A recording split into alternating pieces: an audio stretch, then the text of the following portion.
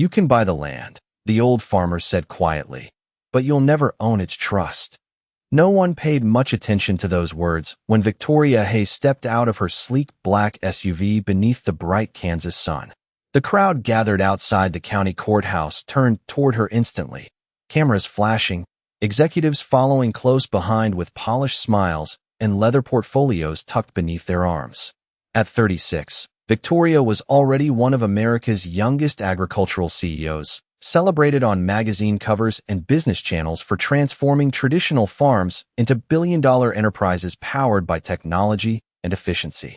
Today, she had arrived to secure another massive acquisition, a stretch of family-owned farmland that had supported generations long before corporations discovered its value.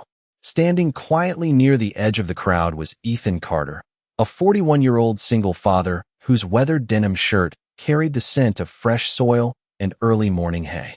His hands were rough from years of honest work, his boots worn from countless miles across fields that had become both his livelihood and his sanctuary after losing his wife 7 years earlier.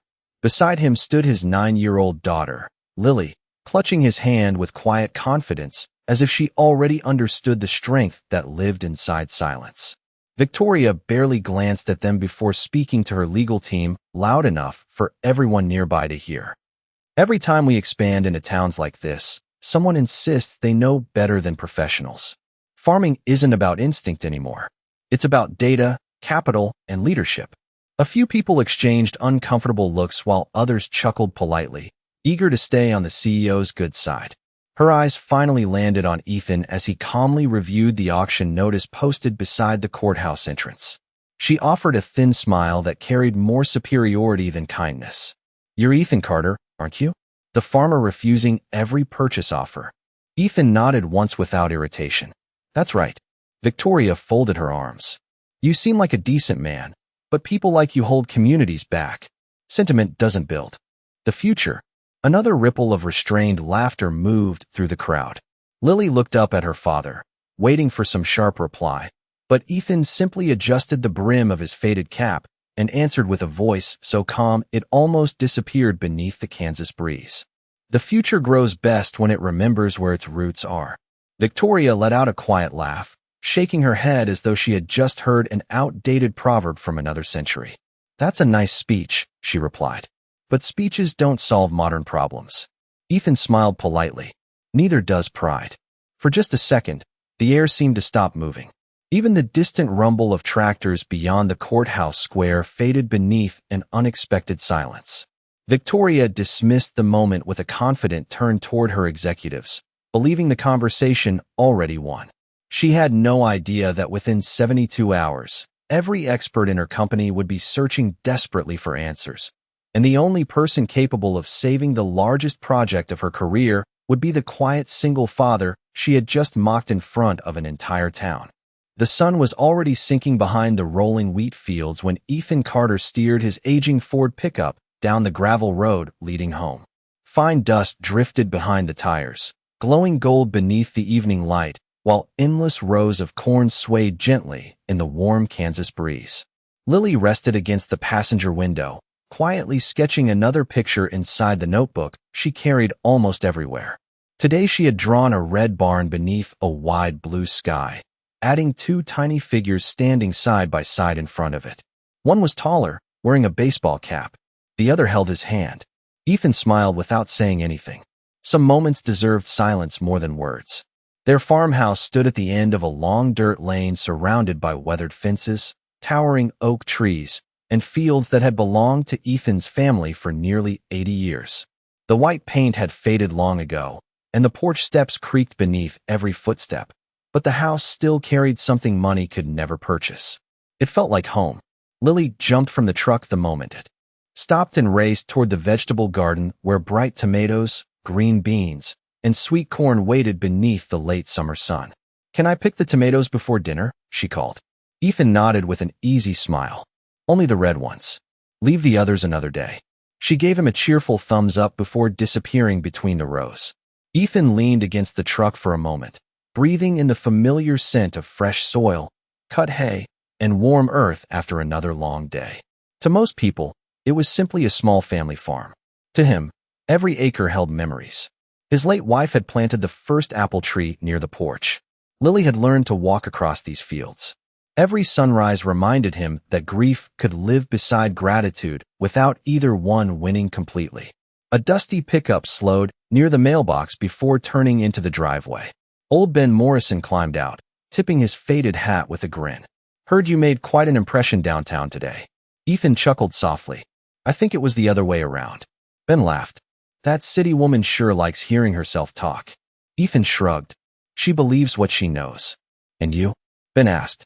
Ethan looked across the fields where Lily was carefully placing vegetables into a woven basket. "I believe the land teaches anyone willing to listen." Ben nodded thoughtfully. "That is why folks around here trust you." It was true. Whenever irrigation lines failed, livestock wandered off, or crops struggled through dry seasons, neighbors usually came to Ethan before calling expensive consultants. He never charged those who could not afford it, and he never reminded anyone of favors once they were done.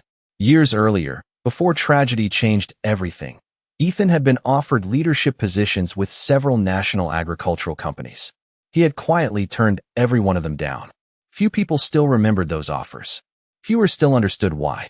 As twilight settled across the prairie, Lily carried the basket onto the porch and smiled proudly. "Dinner is going to taste better because we grew it ourselves." Ethan ruffled her hair gently. "That is usually how it works."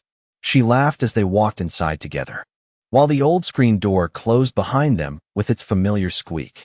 Several miles away, bright lights still filled the temporary headquarters where Victoria Hayes and her executive team celebrated another successful land acquisition. Computer screens displayed colorful projections, growth charts, and ambitious expansion schedules. Glasses clinked. Investors applauded. Everything appeared perfectly on track.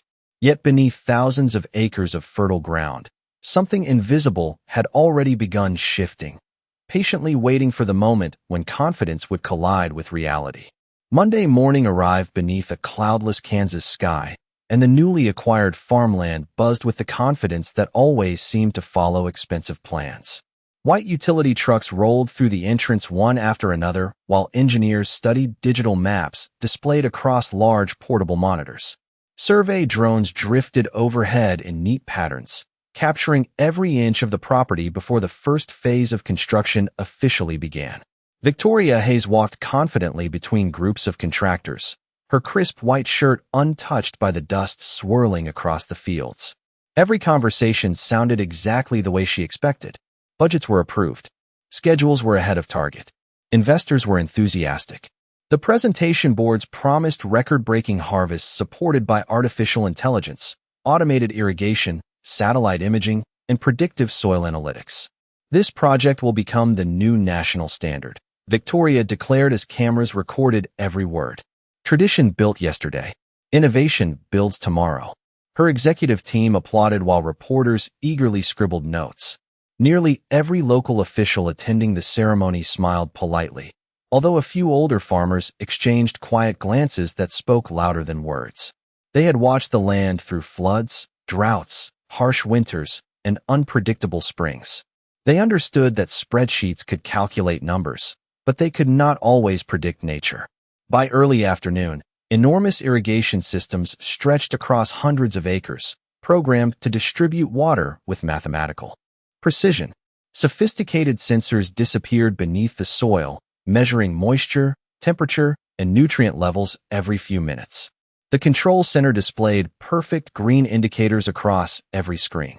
Everything looked flawless. 2 days later, the first warning appeared.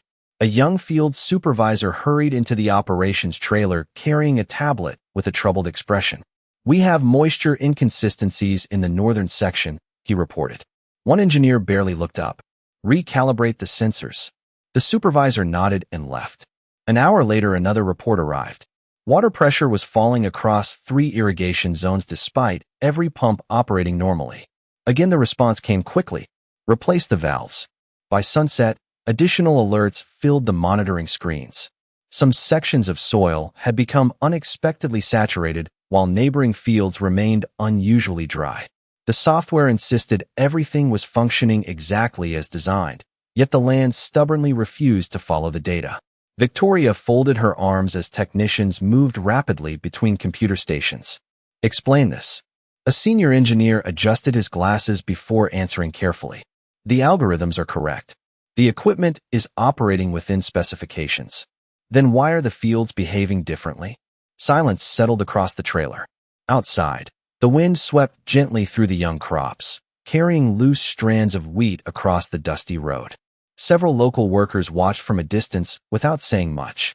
One elderly tractor mechanic finally muttered to another, "The underground water moves differently out here." His friend nodded slowly. "Always has." Neither man interrupted the executives. Inside the trailer, another technician pointed toward a flashing red notification. "The drainage rates are changing again." Victoria frowned. "That is impossible." The technician swallowed. "Apparently not." Late that evening, after nearly 14 hours of inspections, consultants from 3 different states joined a conference call. Charts filled the screens. Soil chemistry appeared normal. Weather conditions were ideal. Equipment diagnostics showed no mechanical failures. Every expert reached the same frustrating conclusion. Nothing should have been going wrong. Yet every passing hour proved that something certainly was. Victoria stared through the trailer window toward the distant horizon where the last traces of sunlight faded behind the quiet farms surrounding the project. Somewhere beyond those rolling fields, Ethan Carter finished another ordinary evening feeding livestock before walking back toward the old farmhouse where Lily waited with dinner already set on the table. He had no idea that while he enjoyed one peaceful meal with his daughter, one of the most expensive agricultural projects in the state had quietly begun slipping beyond the control of everyone who believed money alone could command the land. By Thursday morning, the optimism that had filled the project headquarters had quietly disappeared. Coffee cups sat untouched beside glowing computer screens while exhausted engineers compared reports that refused to agree with one another. Every adjustment created a new problem somewhere else. Pumps worked exactly as designed. Yet certain fields received too much water while others seemed unable to hold enough moisture for more than a few hours. Satellite images contradicted ground sensors. Drone footage showed healthy sections beside struggling rows that should have been identical. Millions of dollars in equipment had delivered flawless data, but the land itself ignored every prediction. Victoria Hayes stood before the operations table, studying another series of charts. "Run the complete diagnostics again," she said. "Everything has already been checked 3 times. One engineer answered carefully. "Then check it a 4th. Nobody argued. Outside, contractors waited beside idle machinery, uncertain whether to continue or stop. Every hour of delay carried another expensive price tag, and investors had already begun calling for updates. By noon, specialists from universities, irrigation manufacturers, and agricultural consulting firms had joined emergency video conferences. Each expert offered a different explanation. One blamed underground mineral deposits. Another suggested calibration errors. A third recommended replacing hundreds of soil sensors, even though none appeared defective. The conversations grew longer while the answers became shorter. Victoria listened with folded arms, her confidence beginning to crack beneath the growing weight of uncertainty. Late that afternoon, a member of the local county board quietly entered the trailer carrying a weathered notebook beneath his arm. His name was Harold Simmons, and he had spent more than 50 years farming the surrounding land. He waited politely until the meeting paused before speaking. "You folks might want to talk to Ethan Carter." Several executives exchanged puzzled looks. Victoria barely glanced up. "We appreciate local opinions, Mr. Simmons, but we have some of the best agricultural experts in the country working on this." Harold nodded without offense. "I know you do." He looked toward the fields beyond the window. "But Ethan knows this ground better than anybody alive." One consultant gave a polite smile. "Experience is valuable, but we need scientific analysis." Harold chuckled softly. "That boy speaks science just fine. He just learned it from the dirt before he learned it from books." Victoria sighed quietly. "Thank you for your concern, but we have this under control." Harold tipped his cap and turned toward the exit. Before leaving, he paused for only a moment. Sometimes control is exactly what keeps people from seeing the answer. The trailer fell silent after the door closed. Nobody mentioned Ethan again, at least not for the next several hours. Yet his name refused to disappear. A maintenance supervisor whispered it while inspecting clogged drainage channels. 2 equipment operators repeated it during lunch. Even one of the regional contractors eventually shrugged and admitted, "If this were my farm, I would ask Carter to take one look." Victoria ignored every suggestion. Pride still stood taller than doubt. That evening, she drove alone through the surrounding countryside, hoping to understand what everyone else seemed to know. Endless fields stretched beneath the orange glow of sunset, while old barns and family farms stood quietly beside narrow county roads. As she passed Ethan's property, she slowed almost without realizing it. In the distance, she saw him repairing a wooden fence while Lily handed him fresh nails from a small bucket. They laughed about something she could not hear. There were no cameras, no investors, no executives, only a father, his daughter, and a life built one honest day at a time. Victoria watched for only a few seconds before pressing the accelerator and continuing down the road. She told herself she was simply curious. But somewhere deep beneath the certainty that had carried her through every boardroom in America, a small and unfamiliar question had finally begun to grow. What if the one person she had dismissed was the only person who truly understood what the land had been trying to say all along? Friday morning arrived wrapped in a cool layer of mist that drifted gently across the Kansas fields. But there was nothing calm about the atmosphere inside Hayes Agricultural Corporation's temporary headquarters. Overnight reports had brought even more discouraging news. Water distribution remained inconsistent, sections of newly planted crops were showing signs of stress, and every hour of delay was costing the company more money than anyone wanted to admit aloud. Victoria Hayes stood silently at the end of the conference table while her executives waited for another decisive instruction. Instead, she surprised them all with a question. If I wanted to speak with Ethan Carter, where would I find him? The room became unusually quiet. No one smiled. No one reminded her of what had happened outside the courthouse only a few days earlier. Harold Simmons simply answered, "If it is before noon, he is probably working the east pasture. If it is lunchtime, he will be eating with his little girl." Victoria nodded once before picking up her truck keys.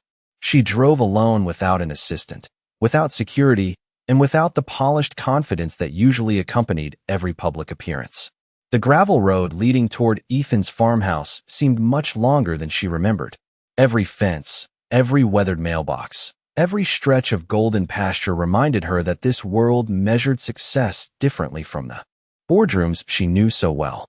When she finally reached the property, she found Ethan repairing an old irrigation gate beside a narrow creek, while Lily sat nearby on an overturned bucket reading a library book beneath the shade of a cottonwood tree.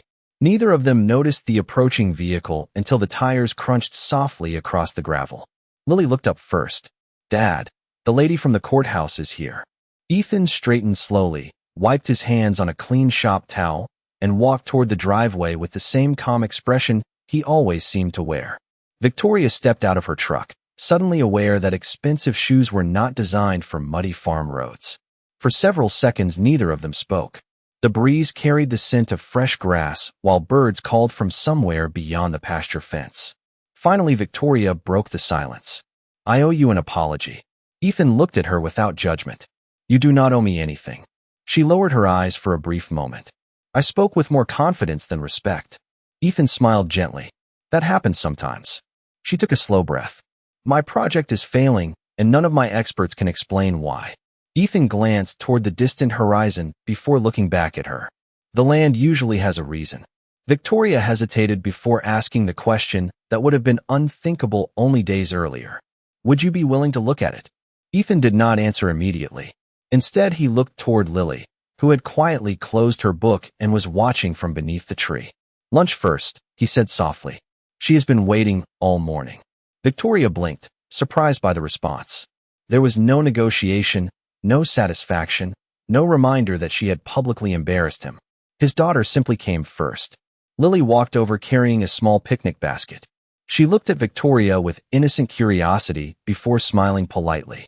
"Would you like a sandwich? Dad always packs too much."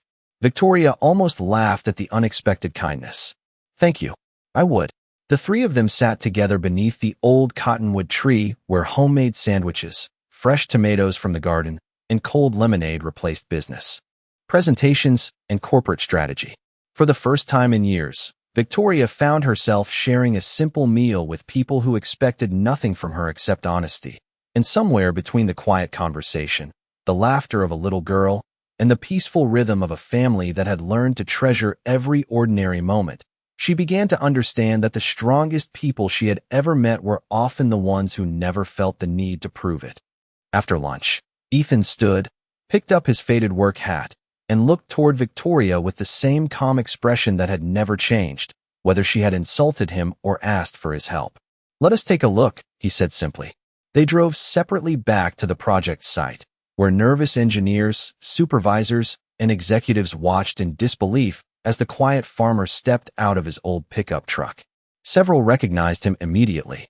A few whispered his name. Victoria ignored every curious glance and walked beside him without saying a word. Ethan did not head toward the operations trailer where computer monitors displayed endless streams of colorful charts.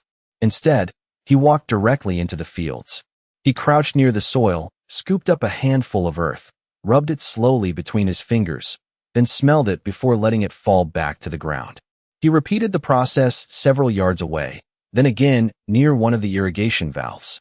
Finally, he looked toward the nearest drainage ditch where clear water moved almost silently beneath a layer of tall grass. "How long has this creek followed this path?" he asked. One local maintenance worker answered immediately. "Long before any of us were born." Ethan nodded thoughtfully. He continued walking until he reached the northern section where the moisture reports had become most inconsistent. He stood quietly for nearly a full minute, watching the wind ripple across the young crops. Victoria finally spoke. "Do you see something?" Ethan smiled faintly. "I hear something." Several engineers exchanged puzzled looks.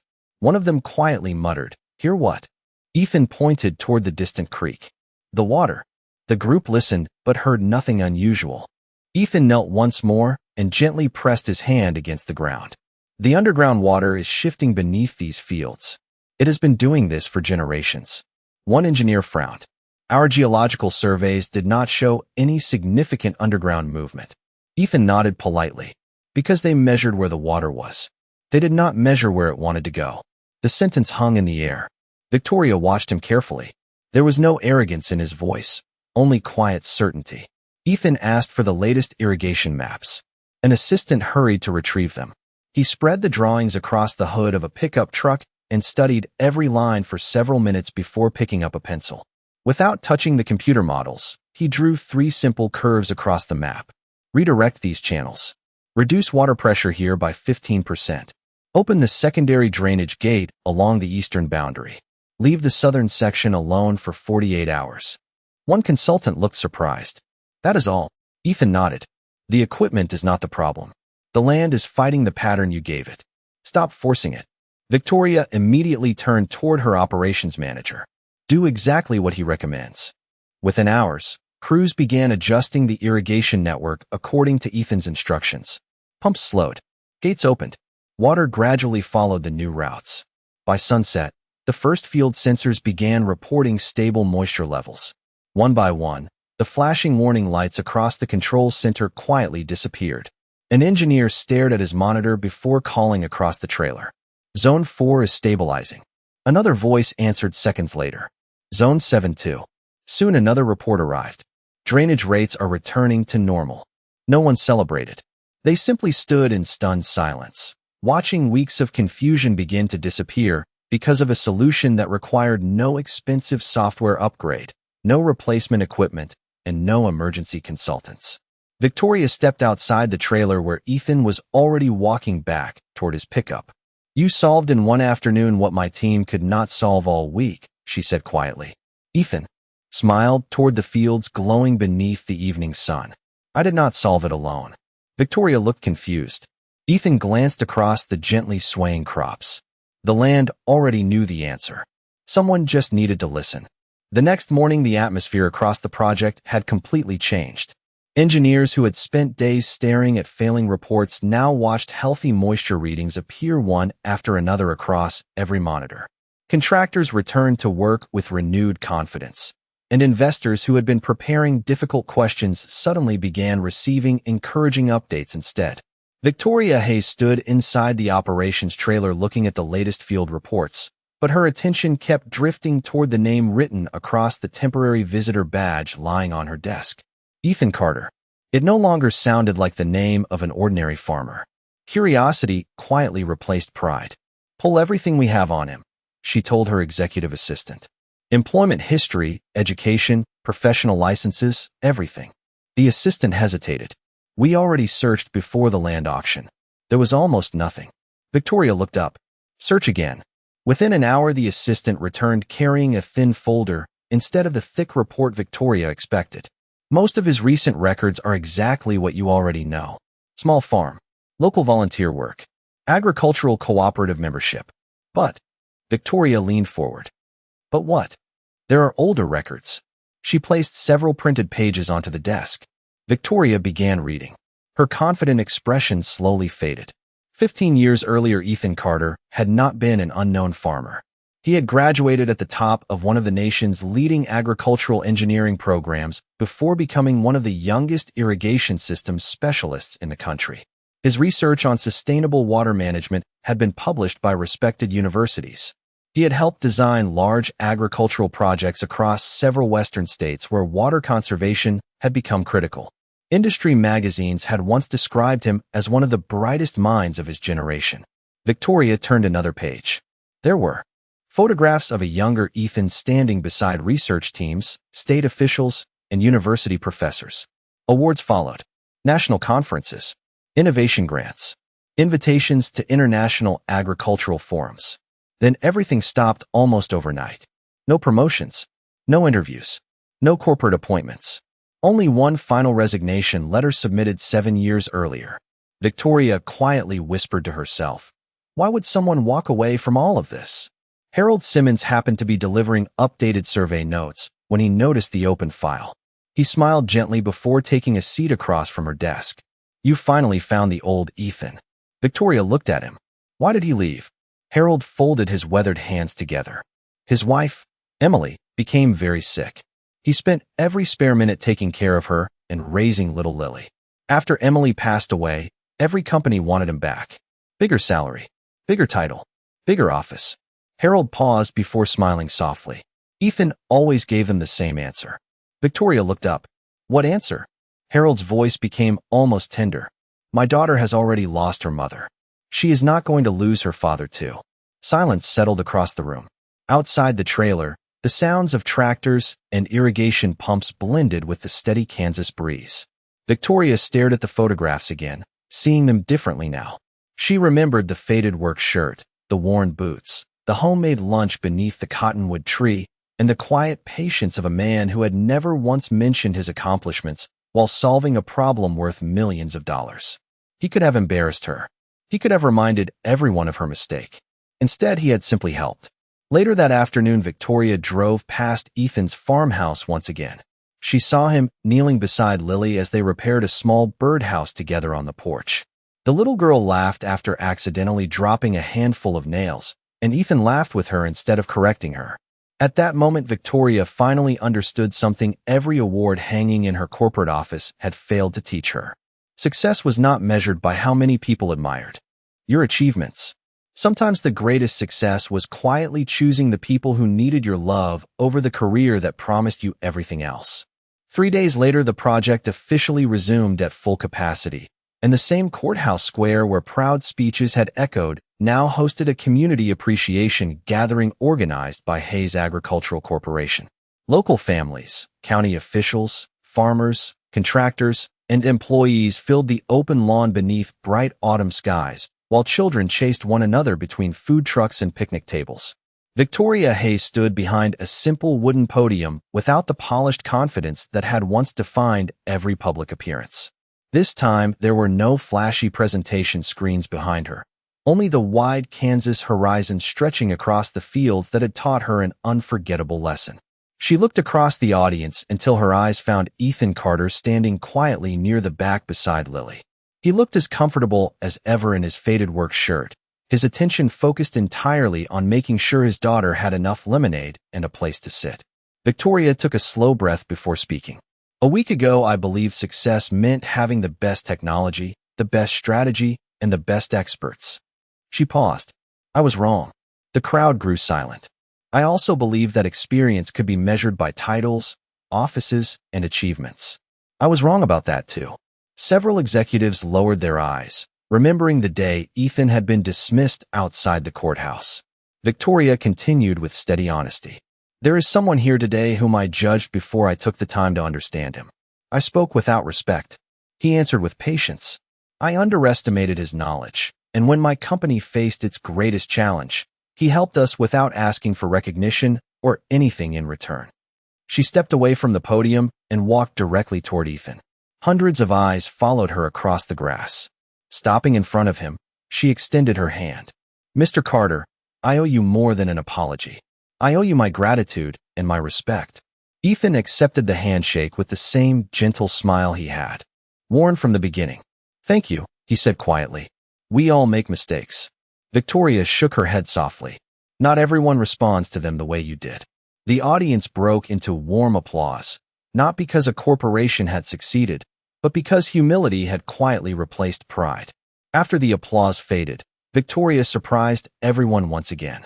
I would like to invite Ethan Carter to serve as senior agricultural advisor for this project. The crowd looked toward Ethan. He smiled politely before answering. I appreciate the offer, but my first job is still being Lily's father. Lily looked up at him with a proud grin that said more than words ever could. Victoria smiled, already expecting that answer. Then perhaps you would consider something different. Visit when you can. Teach us when we need to learn. Help us become better neighbors instead of simply better business people. Ethan looked toward the surrounding fields before nodding once. That sounds like something worth growing. Laughter and applause returned, softer this time, but filled with genuine warmth. As the afternoon continued, children played together while local farmers shared stories with company engineers who were now listening far more than they spoke. Victoria found herself sitting beside Lily beneath the same kind of shade tree where they had shared lunch only days before. Your dad is an amazing man, she said. Lily smiled without hesitation. I know. He says the strongest people do not have to prove they are strong. They just keep helping. Victoria looked across the field where Ethan was quietly explaining soil conditions to a small group of young employees. And for the first time in many years, she realized that leadership did not begin with being the smartest person in the room.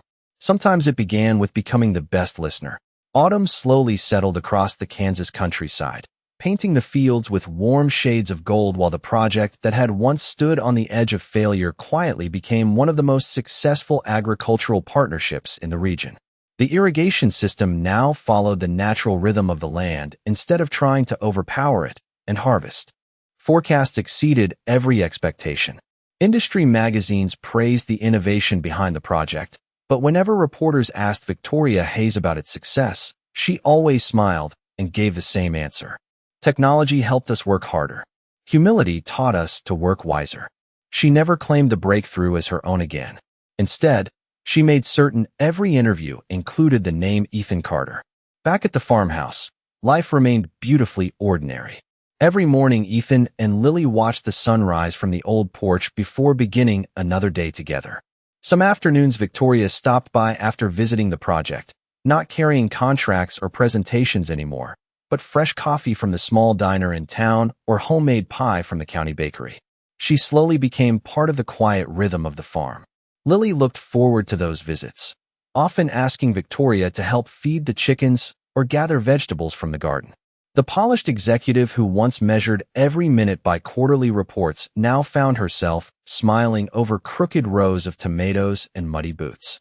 One cool Saturday afternoon, the three of them stood beside the small apple tree Emily Carter had planted years before. Its branches were finally heavy with bright red fruit. Ethan carefully picked one apple and handed it to Lily. She took a bite before laughing. It tastes sweeter this year. Ethan smiled gently. Some things take time before they are ready. Victoria looked at the tree, then quietly asked, Did your wife plant this? Ethan nodded. She always believed the best gifts were the ones you planted for someone else to enjoy later. For a moment, none of them spoke. The breeze carried fallen leaves across the yard while sunlight filtered softly through the branches. It was the kind of silence that needed no explanation. Several weeks later, the county dedicated a small community learning garden beside the local elementary school, funded jointly by Hayes Agricultural Corporation and local farmers. Victoria insisted that the entrance carry a simple bronze plaque chosen by Ethan himself. It did not mention corporations, profits, or achievements. It simply read, "Respect the land. Respect one another. Good things grow from both." Parents paused to read those words while children planted their first seeds in the garden beyond. As the seasons continued to change, people in town noticed something else quietly growing. It was not announced in newspapers or celebrated at public events. Sometimes Victoria could be seen sitting on the Carter porch after sunset, sharing coffee while Lily finished her homework nearby. Sometimes Ethan visited the project headquarters, not as an employee, but as a trusted friend whose advice was always welcomed before important decisions were made. Their relationship was built slowly, not through grand promises, but through respect earned one quiet day at a time. Looking across those peaceful Kansas fields, it became impossible to remember who had once been the wealthy executive and who had been the humble farmer. The land had erased those titles long ago. In the end, the greatest harvest was never measured in bushels, dollars, or awards. It was measured in forgiveness freely given, wisdom humbly received, and the quiet dignity of a single father who never raised his voice to prove his worth because character, like the richest soil, always reveals its true value to those patient enough to see it.